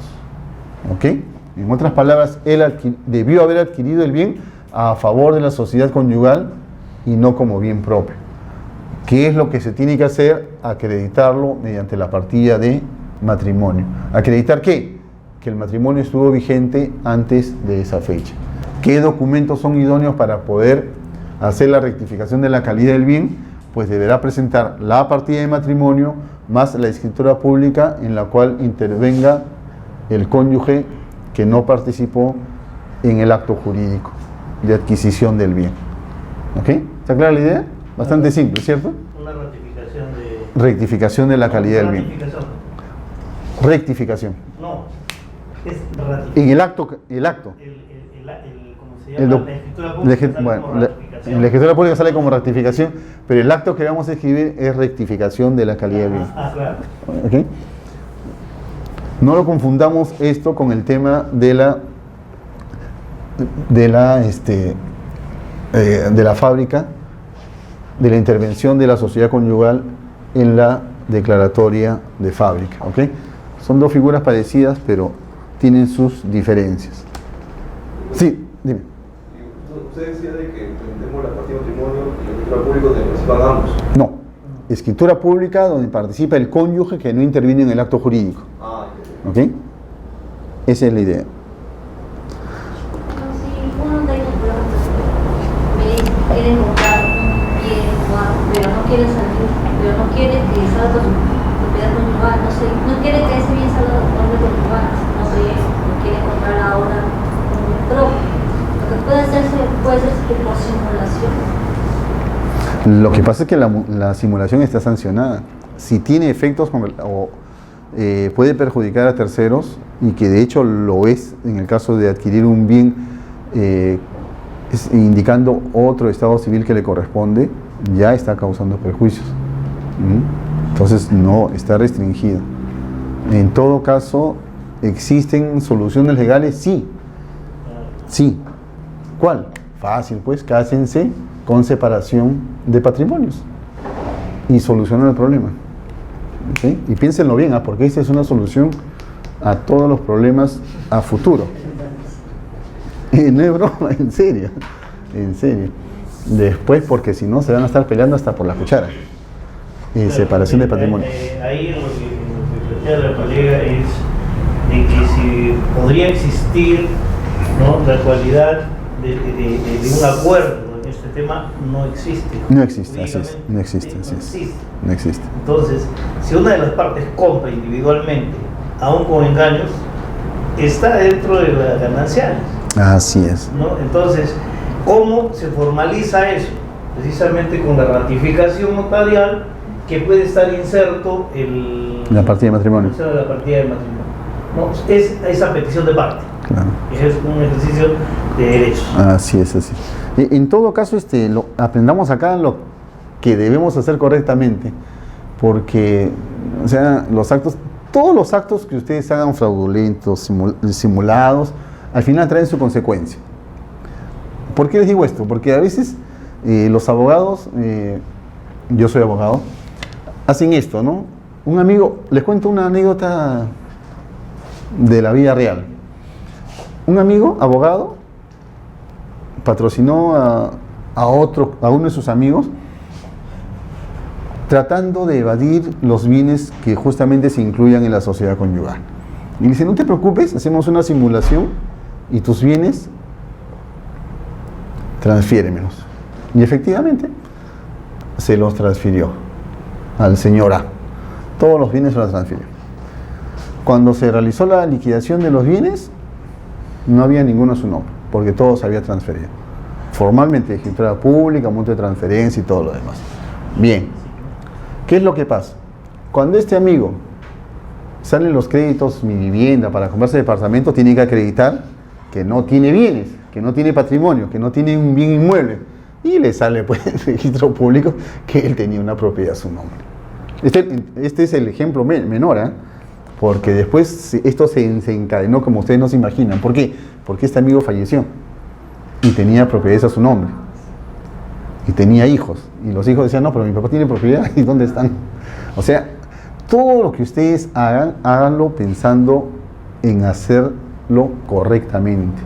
O sea, cuando ustedes patrocinen a una persona, patrocínenla con las normas y cuáles son los efectos de ella. De buena fe. La simulación se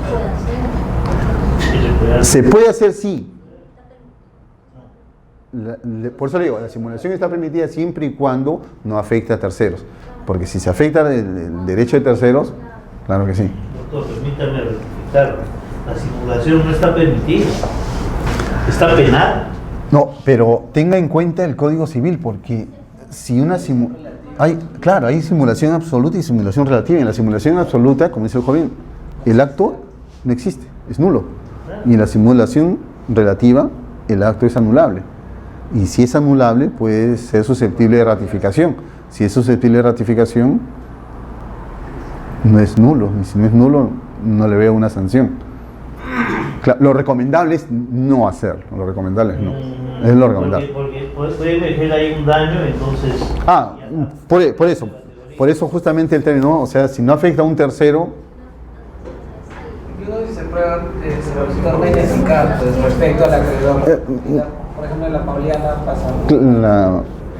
Pero ya son situaciones que me imagino nadie actúa de mala fe, ¿no? Como decía un profesor, un joven que llega con un ramo de flores a la puerta de una chica en la creencia de que se lo está vendiendo y ella lo acepta en el sentido que es una donación. Profesor, una consulta. Dime. En el caso en el que, por ejemplo, el bien se declare como bien social cuando en realidad existe escrito una separación de patrimonios, para la rectificación de la calidad del bien... Basta con acreditar únicamente la inscripción. Si tú acreditas la fecha de la inscripción, puedes encaminar nuevamente la calidad del bien. No había ningún tipo de restricción. ¿Tendrían que intervenir ambos o solamente uno? No, porque el documento ya está realizado. O sea, lo que pasa es que, bueno, esto me pasó una vez en vehicular, ¿no? ¿Ya? Cuando se inscribe el vehicular, la declaración nada más, ¿no es cierto? ¿Ya? Esta declaración declaró como casado y declaró el bien como social. ¿Ya? Había una inscripción de separación de patrimonios previa. Posteriormente el señor se iba a divorciar y lo que quería hacer era justamente que el bien se revierta para que solamente sea suyo. ¿Ya? Parecía, claro, la compra había sido hecha directamente por él. Entonces se quiso rectificar y presentamos, ¿no? Para que se dé una solicitud de rectificación de calidad de bien en la que intervenía solamente el cónyuge. Pero esta era la rectificación de calidad de bien al revés del caso que nosotros teníamos. Ya.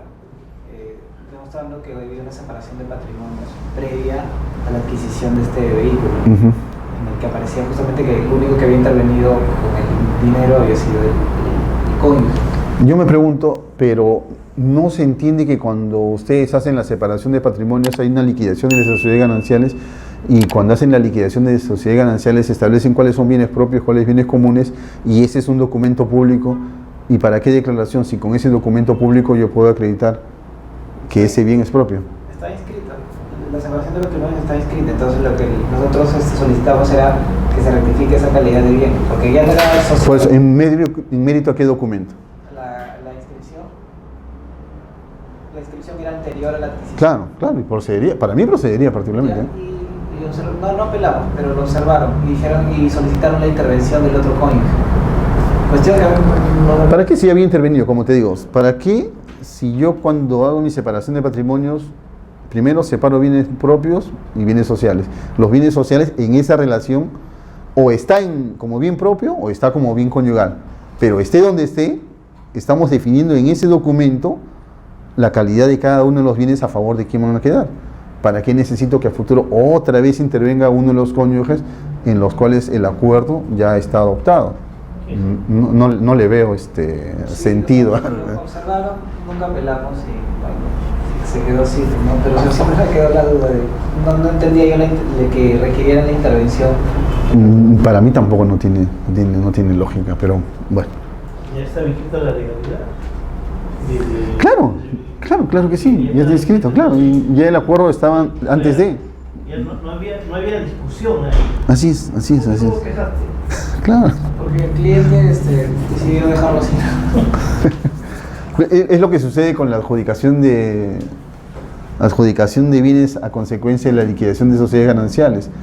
Ahí ya no expresa nadie su voluntad, simplemente inscribes cada bien de acuerdo o conforme se ha adoptado en el acuerdo de separación de patrimonios y nada más. O sea, ya no tienes nada que solicitar ningún documento adicional, pero bueno, va más allá de eso, ¿no? En algunos casos, a veces exageramos. A veces.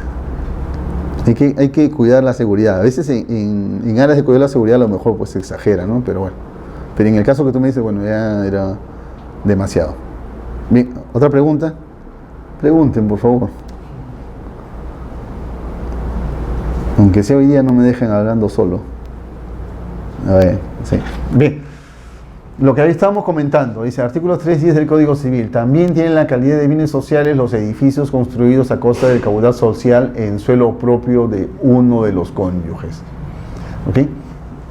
El ejemplo, Teresa López adquirió un terreno, posteriormente se casó y posteriormente edificó con su cónyuge, después de haber contraído matrimonio.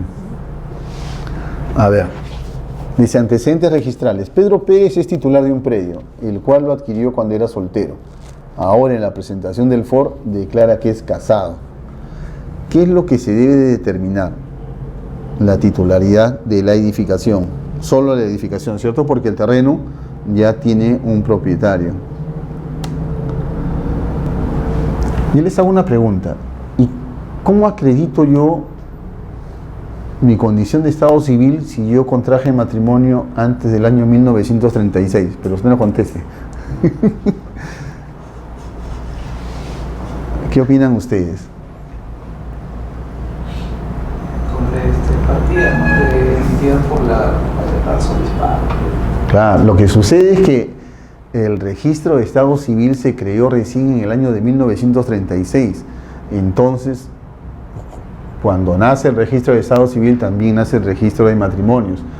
Y en el año de 1936 yo recién pude acreditar que contraje matrimonio vía civil. Y lo que significa que antes de ese año los matrimonios no eran válidos, sí, pero la forma de acreditarlos era con las partidas de matrimonio religioso. Acuérdense que la religión ha influido bastante en nuestra sociedad. Es más, antes del 84, ahora sí me ayuda, los matrimonios, cuando la mujer quería adquirir un bien, tenía que tener el consentimiento del esposo para poder adquirir un bien y para disponer de él también. O sea, imagínense cuánta desigualdad ha existido antes y bueno, que poco a poco se está... En 1954 recién se declaran los derechos de la mujer. Así es.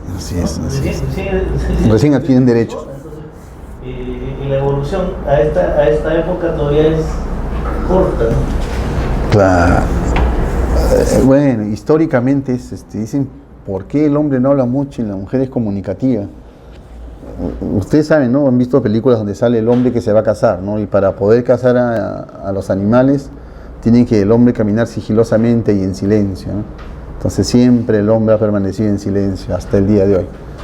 La mujer se quedaba en las cuevas, pues, ¿no? En compañía de otras damas.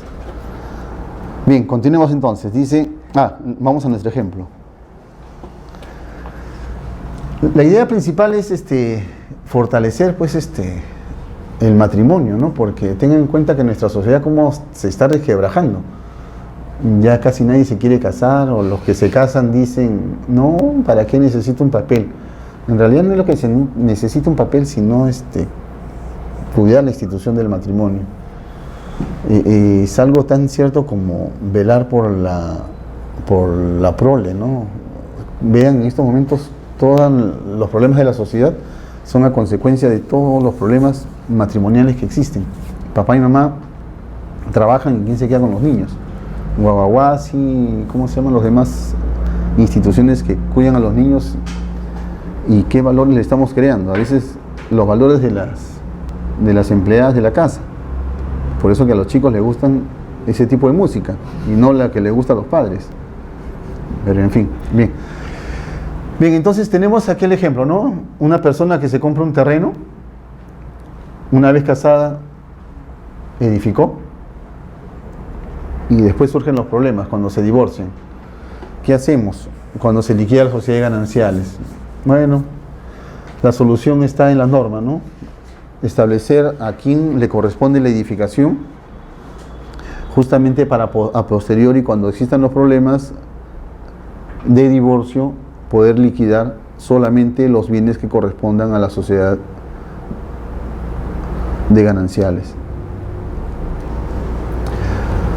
Acá hemos puesto un par de ejemplos. Dice, caso 1, fecha de terminación de la obra, que es declarada en junio de 1998. Celebración del matrimonio en enero de 1996. Caso 2, fecha de terminación de la obra, junio de 1998. Celebración del matrimonio, septiembre del 2000. La pregunta que hacemos es, ¿cuándo consideramos la edificación un bien que pertenezca a la sociedad conyugal y cuándo un bien propio? ¿Qué opinan ustedes? En el primer caso, por ejemplo, ¿la edificación será un bien propio o un bien conyugal? Un bien propio, ¿cierto? De acuerdo a las fechas va a ser un bien propio. En el segundo supuesto,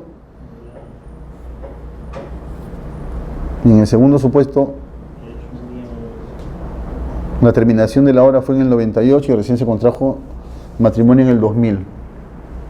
Va a ser un bien propio la edificación, ¿cierto? En el primer caso también propio, no, social, ¿cierto? Acuérdense. ¿Cuándo terminó la obra? En el 98. ¿Cuándo se casó? ¿Antes o después? Antes. Si se casó antes, la edificación va a ser un bien social. Otro caso que se puede presentar con relativa frecuencia. Hicimos nuestra declaratoria de fábrica, ¿ok? La declaratoria de fábrica la hicimos respecto de todo el terreno. Bueno, dijimos, como tengo mi fábrica y esta fábrica es extensiva únicamente a parte del lote y la otra parte del lote que está quedando únicamente como terreno la quiero vender, pues la voy a subdividir, ¿cierto? ¿Qué hago? Declaro dos actos, fábrica y subdivisión de ese lote. Si bien es cierto este lote no tiene área construida o no tiene fábrica, también es cierto de que esta parte sí tiene, y a consecuencia de esta edificación se está dando un fraccionamiento, ¿cierto? Como se da un fraccionamiento, va a proceder sin ningún problema la subdivisión, ¿cierto? Y así se hace. Se subdivide este lote, el sublote A. Pues bien, resulta que la fecha de finalización de la obra que nosotros declaramos es en el año de 1995. Presentamos al registro nuestro FOR con firmas certificadas en el año 2008, ¿ok? Y así queda inscrito. Posteriormente, el propietario del sublote A, que ya tiene una partida propia, se presenta al registro en el año 2014 con su FOR y declarando una fábrica que había concluido en el año de 1998. La pregunta es, ¿creen ustedes que proceda esa fábrica? ¿Esa inscripción de la fábrica?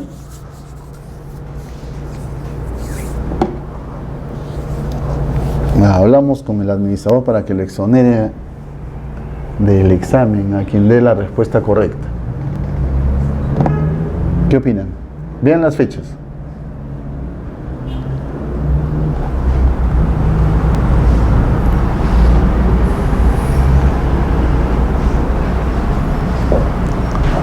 ¿Cuándo presenta la documentación? En el 2008. ¿cierto? En el 2008, ¿qué dice? Estamos declarando que en el 95 se concluyó la edificación. Yo, verificador, arquitecto, ingeniero, se supone que in situ he ido a ver que efectivamente, lo mínimo que debo hacer, por supuesto, es verificar que efectivamente la edificación existe, ¿cierto? Y verifico en el año 2008 que existe efectivamente esta parte y que esto está vacío. Bien. Si en el 2008 yo, verificador, constaté esta parte física, en el 2014 otro verificador puede venir a decir, pero al año 98 también existía esto. Si hubiese sido cierto, este verificador hubiese percibido esta edificación, ¿cierto? Hubiese percibido. ¿Por qué? Porque realizó la verificación en el año 2008. Si hubiese sido cierta esta declaración, lo hubiese percibido. Entonces, si se da esta figura, no va a tener acogida registral la inscripción de esta fábrica y va a tener que hacer su regularización mediante la ley 29090 con su trámite municipal. ¿Ok? ¿Procede? Sí, de esta forma. Si nosotros queremos llevarlo acá, doble regularización y no tiene acogida registral esa declaratoria de fábrica como se está presentando. ¿Entienden la idea, no? Sí, perfecto. Un tema que se presenta constantemente y a consecuencia de no estudiar las partidas registrales es con relación a la titularidad. Por ejemplo, dice antecedentes registrales. El predio X, su titular es la sociedad conyugal conformada por Pedro Rodríguez y Teresa Carrasco. Pero el FOR dice, pero la documentación la suscriben Teresa Carrasco, Juan Rodríguez Carrasco, Julia Rodríguez Carrasco y Carmen Rodríguez Carrasco. Ustedes saben que para poder hacer una inscripción se necesita poder determinar el tracto. ¿Qué significa el tracto? Que la persona que realice un acto y mediante el cual se solicita la inscripción sea la misma que aparece en el último asiento como titular del predio. Pues bien, si los titulares del predio es la sociedad conyugal conformada por estos señores, son ellos los que deberán intervenir en el foro o en el FUE según fuera el caso, ¿cierto? Pero no. En la documentación que han presentado, intervienen la cónyuge, pero por ahí podemos percibir como que son los hijos, ¿cierto? ¿Qué pasó? Nos podemos imaginar que el esposo falleció, ¿cierto? Pero podrán intervenir únicamente con la partida de defunción del padre de los hijos e intervenir como herederos. No, es necesario regularizar el tracto sucesivo e incorporar antes de cualquier acto o antes de antes de inscribir nuestra declaratoria de fábrica, regularizar el tracto, inscribir la sucesión intestada para que aparezcan los herederos ya como titulares del predio. Uso de la edificación. ¿Recuerdan cuando estábamos hablando de nuestro plano de ubicación? Dentro del contenido, dentro de los parámetros que se establecían era el uso. ¿Para qué nos sirve el uso? Para poder nosotros declarar si es un predio unifamiliar, si la edificación es unifamiliar o multifamiliar. ¿Para qué nos interesaba esto? Porque si era unifamiliar significaba que nosotros no íbamos a edificar más o los ambientes estaban destinados únicamente para cobijar o albergar a una familia. Por el contrario, si la declaración era multifamiliar significa que íbamos a usar la edificación para uso diverso y para acoger a diferentes familias o unidades de vivienda. ¿Ok? Entonces tener cuidado, porque a veces declaramos en el plano de ubicación que el uso es unifamiliar y cuando presentamos reglamento interno de independización se supone que estamos independizando unidades exclusivas. Contraste. ¿Cómo lo solucionamos después cuando la fábrica está inscrita y peor si la fábrica está inscrita en vía de regularización? A tener cuidado. ¿Por qué les digo esto? Porque la fábrica que se inscribe con FOR no admite rectificación. La rectificación de una fábrica en vía de regularización se la considera como una rectificación y rectificaciones no proceden en el ámbito de fábricas en vías de regularización. Así que a tener cuidado ahí. Los antecedentes registrales otra vez. Ya sabemos que las inscripciones son antiguas, que inicialmente se inscribían en tomos, en fichas, y las actuales partidas registrales. Los predios, cuando nacieron en su momento, nacieron con nomenclatura diferente a la actual. ¿Okay? Hay que tener cuidado con la jurisdicción, numeración, nomenclatura, las áreas, medidas y colindancias.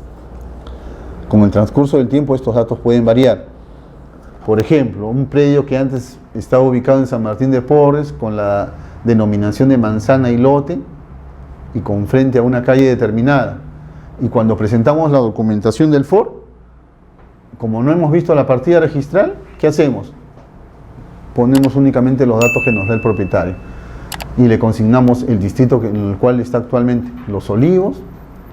Ya le ponemos la nomenclatura que tenía inicialmente de manzana y lote, sino no le ponemos ya la calle o el jirón donde está ubicado, e incluso le agregamos una numeración. Fácil. ¿Qué va a hacer el registrador? Observar, ¿cierto?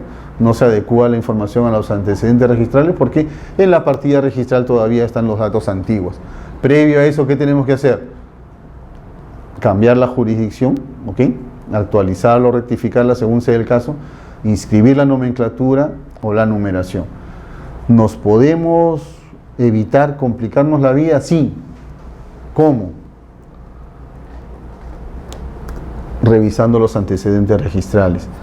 Porque revisando los antecedentes registrales tengan la seguridad de que ustedes le consignan los datos tal como aparecen en la partida registral y ese título o ese FOR no va a salir observado. ¿Okay? O sea, tener cuidado en ese punto.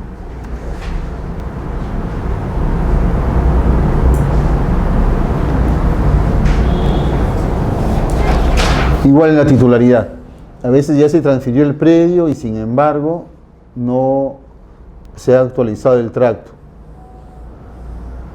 En este caso, por ejemplo, los propietarios son los que se indican a la izquierda y sin embargo en el foro interviene una persona jurídica. ¿Tendrá acogida a registrar la documentación presentada? En un primer momento no. Va a tener un pronunciamiento negativo porque va a salir observado. Va a ser necesario que intervengan los titulares registrales. La pregunta sería, ¿y a pesar de que intervino quien no es propietario, puede ser ratificado ese acto, esa documentación por el titular actual? Sí, no hay ningún problema. Por ejemplo, si en el FOR intervino quien no es propietario, no hay tracto con relación a la partida registral, tengan la seguridad que el título no va a ser tachado, va a ser observado a fin de que el titular registral intervenga ratificando toda la documentación presentada. ¿Y a través de qué documento ratificar? Anexo 4, que es un documento privado. Yo creo que si es un documento privado, igual pueden presentar un hojabón con la rectificación y se acabó el problema. Porque el anexo 4, como les vuelvo a repetir, es un documento privado. La formalidad que tiene es la certificación de firmas y nada más. Otra vez, revisemos nuestra partida registral. ¿Por qué? Porque puede suceder por ahí que existe una declaración de fábrica inscrita y en el FOR estamos declarando una fábrica nueva. Tengan en cuenta, cuando ustedes vean en una partida registral la inscripción finca ubicada en tal lugar, quiere decir o que se está remitiendo a una edificación. ¿Okay? Tenga o no tenga fábrica, si dice finca, se asume a nivel de registro de que existe ahí una edificación. O declaramos la demolición total o declaramos la ampliación o modificación de esa fábrica inscrita. ¿Okay? Pero a tener cuidado, porque a veces por los antecedentes o por la antigüedad no aparece la edificación inscrita, pero utilizan términos que dan a entender que sí hay edificación, como el término finca que les estoy indicando. Entonces la idea es revisar antes de hacer cualquier documento, incluso de levantar los planos, revisar y estudiar la partida registral para que tenga concordancia la información que ustedes presentan con la partida o los antecedentes registrales. Este consejo que ya se los había dado en algún momento, acá no se ve el color, pero el área ocupada de los niveles superiores al segundo, tercer y cuarto no la consignen únicamente el área ocupada del primer piso, nada más. Los demás datos siempre van a ser exigibles, área techada y área libre de los niveles superiores. Acuérdense del área libre. El área libre es la diferencia del área ocupada con el área techada. Siempre me va a dar, exagerando y utilizando fórmulas de ecuaciones. El área techada más el área libre siempre nos da el área ocupada. El área ocupada menos el área libre siempre el área techada. Dice, surge el problema cuando la edificación presenta un alero exterior. En realidad no surge un problema. Si hemos estado atentos y yo he sido lo suficientemente ilustrativo, sabemos que ya no va a ser un problema para nosotros. Si vemos un alero exterior, ya sabemos que no forma parte del área techada del primer piso, ¿cierto? Así que nunca lo vamos a consignar como área techada del primer piso, sino como un rubro aparte. Hay un ejemplo. Aquí está la figura. El alero externo siempre fuera del perímetro y no forma parte del área techada del primer piso. Dice, el alero externo no se computa dentro del área techada del primer piso, pues no se encuentra dentro de la proyección poligonal del área del terreno. Se computa como área ocupada del nivel superior. El Reglamento Nacional de Edificaciones establece que se puede edificar voladizos sobre retiro frontal hasta 0.50 metros. Si excede la medida de este, se declarará como carga. Bueno, la fecha de terminación de la obra, hasta hace, creo, 3 años atrás, el FUE no tenía un campo determinado para el tema de la fecha de terminación de la obra. ¿Okay? Entonces bastaba únicamente con presentar un documento privado con firma certificada de los propietarios indicando esa omisión. Es lo que nos dice la norma también. El tema de la regularización sucesiva, ¿recuerdan que habíamos visto ese tema? Idéntico al de la subdivisión, ¿cierto? ¿Por qué? Porque en realidad lo que se pretende, era declarar 2 fábricas, ¿cierto? Y no procede. Supongamos que escribimos una fábrica y posteriormente queremos declarar una ampliación bajo el mismo parámetro de la 27157, no se va a poder. No proceden 2 regularizaciones, solamente una por predio. Los siguientes actos o actos posteriores ya tenemos que realizarlos conforme a la ley 29090, es decir, a través del trámite municipal.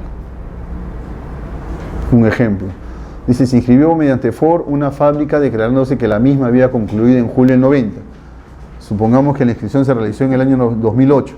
Posteriormente se presenta un nuevo FOR declarando una ampliación de la fábrica con fecha de finalización de julio del 98. La pregunta es, ¿procederá esa doble regularización o esa segunda regularización? No procede una doble regularización. La regularización es una sola. Los posteriores actos, trámite municipal. Otro caso que se nos puede presentar, dice, para que una unidad de vivienda sea considerada unidad exclusiva, debe contar cuando menos con espacios para funciones de aseo personal, descanso, alimentación y recreación, con un área mínima de 40 metros cuadrados de área techada. Cuando hagan sus independizaciones, a tener cuidado. Si le consignan menos de esa área techada, se los van a observar y no va a proceder o no va a tener acogida registral. Otros supuestos que se pueden presentar, cuando se quiere presentar certificado de parámetros y el usuario se guarda el original y nos presenta un certificado a copia color. A veces no hay mucha diferencia, pero al final se nota. A tener cuidado y traten de presentar siempre el original. Igual, ¿no? Cuando no se presentan, ya sabe qué es lo que hace el verificador. Cuando es FOR, acuérdense que se presentan 3 juegos, un original y 2 copias. Y en el último supuesto, cuando el verificador no esté inscrito en el índice de verificadores, tengan cuidado porque su inversión se puede ir al tacho. Se tacha el título cuando interviene un arquitecto o un ingeniero que no esté inscrito en el índice de verificadores o ha caducado su inscripción. Bien, les adjunté en las posteriores presentaciones algunos encabezados o sumillas de resoluciones que son bastante interesantes. En el momento que tengan tiempo, léanla porque son de casos frecuentes que se dan, ¿no? Son actitudes que toma el tribunal registral con relación a determinada casuística que se presenta, que les puede servir en su momento, cuando tengan algún caso por ahí.